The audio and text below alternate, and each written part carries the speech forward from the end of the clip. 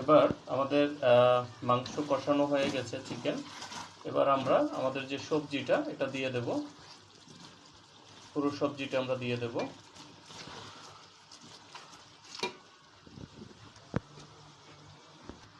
এবার আমরা পুরো সবজিটাকে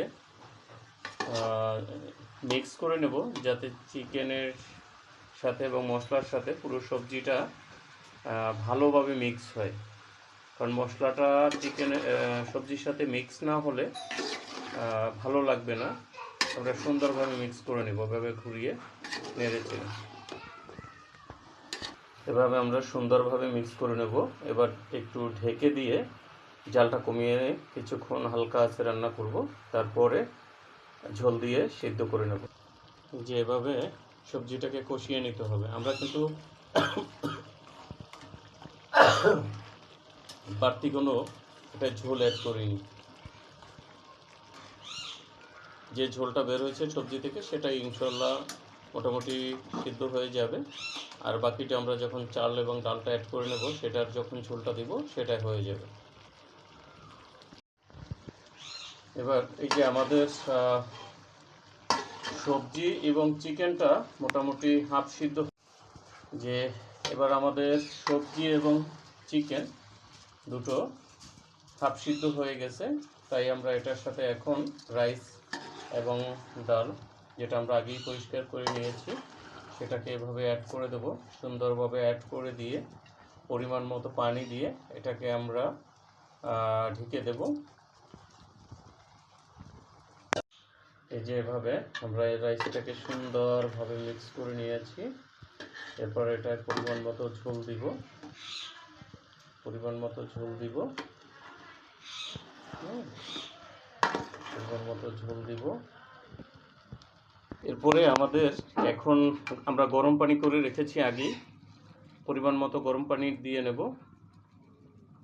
আমরা আগেই বলি খিচুড়িটা কিন্তু আমরা পাতলা রান্না করব, ঘন শক্ত না, চাল চাল না,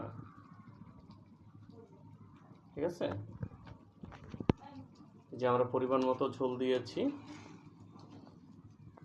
ইনশাল্লাহ এখন সব কিছু ভালোভাবে সিদ্ধ হয়ে যাবে এবং পরবর্তীতে নামানোর আগে আমরা পরিমাণ মতো যদি লবণ প্রয়োজন হয় লবণ অ্যাড করে নেব। সেই সাথে যে ধনেপাতা রেখেছি, ধনেপাতাটা অ্যাড করব।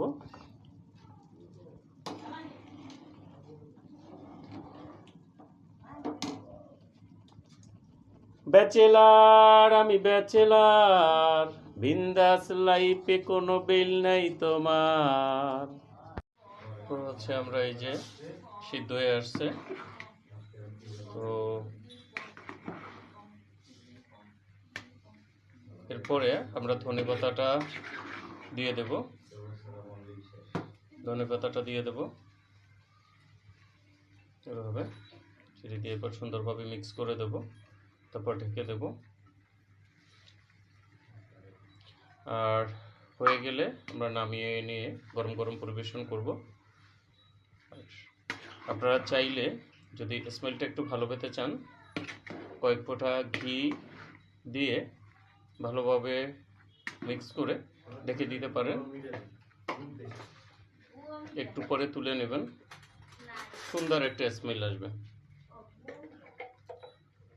তো আমরা এখনই একটু ঘি দিয়ে দেবো, এই যে বেশি না, যাতে জাস্ট স্মেলটার জন্য।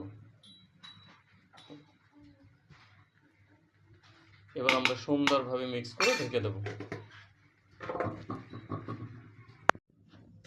এই যে বন্ধুরা, আমাদের খিচুড়ি রেডি হয়ে গেল, দেখতে পাচ্ছেন কালারটাও সেই হয়েছে এবং স্মেলটাও কিন্তু সেই, ও সেই।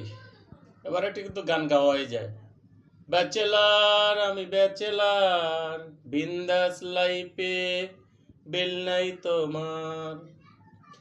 আসলে জীবনে চলতে গেলে সব কিছুই শিখতে হয়। রান্নাবান্না শেখা এটা একটি আর্ট, এটা আসলে দোষে মানে খারাপ কিছু না, শিখে রাখলে কাজে আসে। বাসায় যখন কেউ না থাকে তখন নিজের মতো করে রান্না করে খাওয়া যায়, হোটেলের আশায় থাকতে হয় না বা হোটেলে খেয়ে পেট নষ্ট করতে হয় না।